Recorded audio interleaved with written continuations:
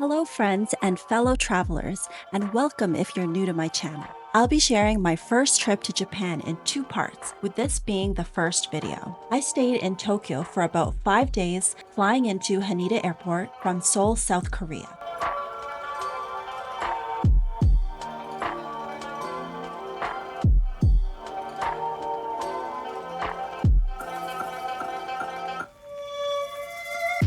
First things first, we checked in at the Gate Hotel Asakusa in Tokyo. The beauty of staying at this hotel is that you're literally looking down into the Sensoji Temple from the hotel. So after a power nap, our adventure begins at the iconic Sensoji Temple, Tokyo's oldest established Buddhist temple built in 628 AD. As you can see from the crowds, we came during a very busy time known as Sanja Matsuri, or Sanja Festival, one of the largest Shinto festivals in Tokyo. The festival is a religious celebration held on the third weekend of May in honor of the three men who founded the temple. The festival is a fantastic opportunity to experience not just Japanese culture, but a real community spirit. Over the course of 3 days, this annual festival includes processions with shrines and people dressed in Edo period attire, dancers, and amazing food to buy at the stalls along the streets. Being in the temple, you can smell the scent of incense lingering in the air, and the atmosphere instantly transports you to a place of tranquility. Within the main hall, the statue of Kannon is enshrined, and visitors can pay their respects before touring the rest of the grounds. Some interesting facts I learned was that the Sensoji Temple was rebuilt almost 20 times throughout history, with the help of donations from people all over Japan. After exploring the grounds, we window shopped along the bustling Nakamise shopping arcade, one of Japan's oldest shopping areas, and visited some cafes and had a bite to eat at one of the local restaurants in Asakusa.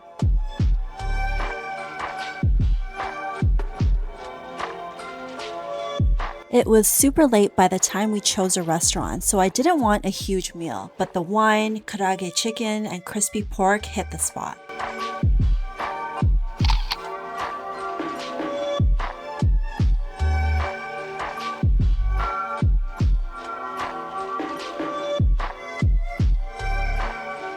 The next morning, we had an early start since we have a packed itinerary, and the best time to visit the fish market is early in the morning to beat the crowds.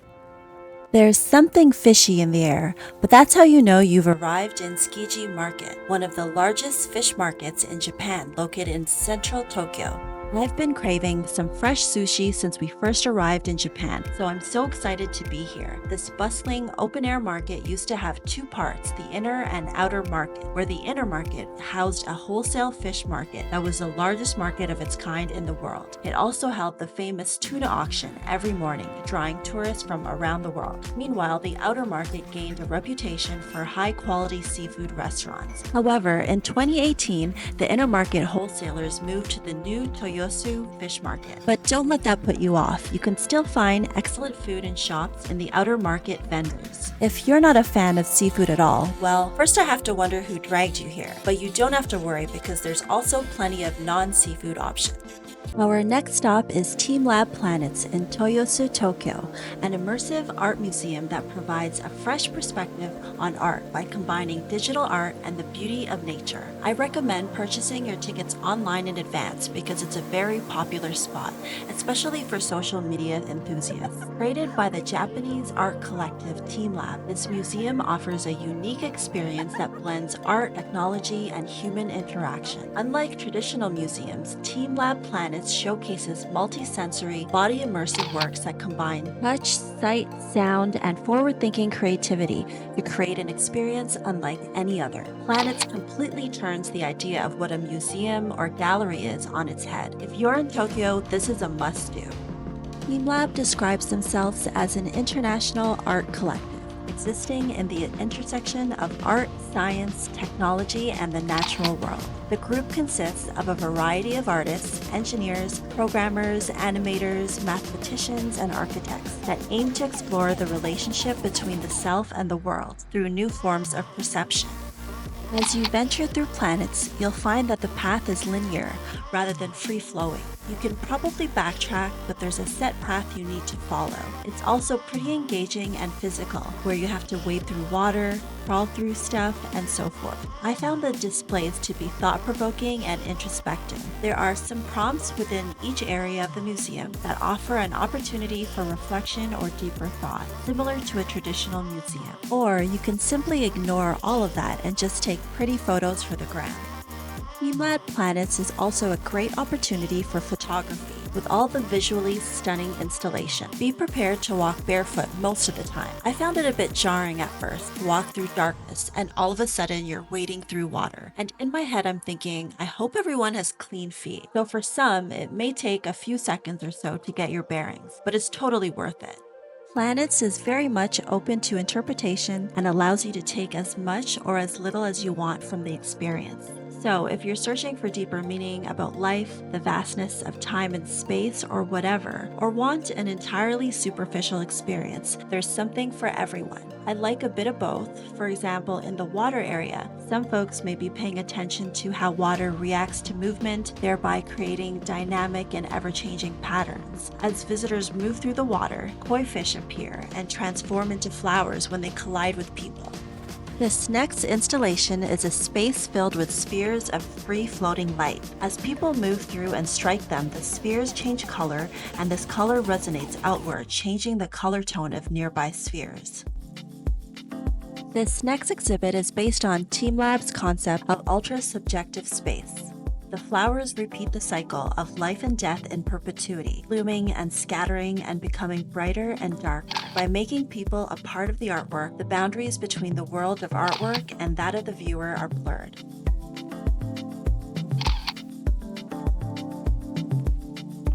The Moss Garden is the only outdoor exhibit. The scene changes dramatically during the day versus nighttime. After walking barefoot along a dark corridor to dampen your senses, you emerge in an explosion of floral sights and smells. The floating flower garden is an artwork space filled with 13,000 real orchids that are alive, growing, and blooming as they are suspended seemingly from the sky. When you approach the hanging orchids, they rise slowly to welcome your presence. Mirrored walls and floors blur the dimensions of the room and create an infinite space, while white lighting highlight the flowers. Visitors are free to wander, crawl, kneel, and even lay on the floor.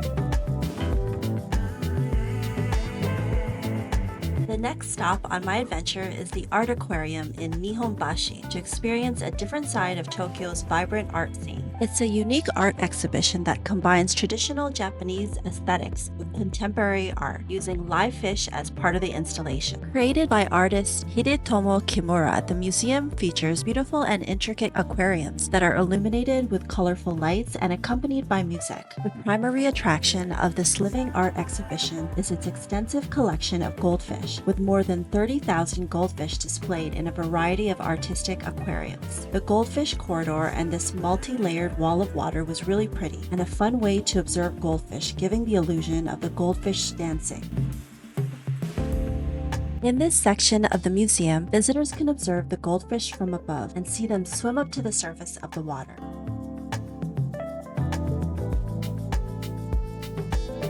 This was a huge fishbowl surrounded by folded origami, hence the name Origamirium. This next exhibit pays homage to the Edo period of Japan, featuring goldfish in aquariums that resemble traditional Japanese lanterns and other historical artifacts. The lanterns lined up in this room are based on the theme of Matsuri Lantern, Matsuri meaning festival in Japanese. I also noticed how the sphere of the lantern works as a magnifying glass, making the fish appear larger. Overall, I'm really glad we were able to visit the Art Aquarium, as it offers a unique fusion of art, culture, and nature, emphasizing the concept of living art. A trip to Tokyo is not complete without visiting the Tokyo Tower. Modeled after the Eiffel Tower, it's been a symbol of Tokyo since its completion in 1958. The tower provides spectacular panoramic views of Tokyo and is a symbol of Japan's post-war rebirth and modernization. It's the evening, and we're looking for an authentic culinary experience. Omoide Yokocho, also known as Memory Lane or Piss Alley, is a narrow alleyway in Shinjuku that offers a nostalgic glimpse into Tokyo's post-war era with its tightly packed small restaurants and bars. Locals and visitors can sample a wide variety of local dishes including yakitori, ramen, yushiyaki, and traditional izakaya dishes. The alley comes alive at night with the glow of lanterns and bustle of diners, making it a lively atmosphere and exciting destination for evening visits. The smoky aroma and sizzling sounds add to the sensory experience. The ramen we had was so good and hearty, and I highly recommend if you're coming to Tokyo to spend some time here.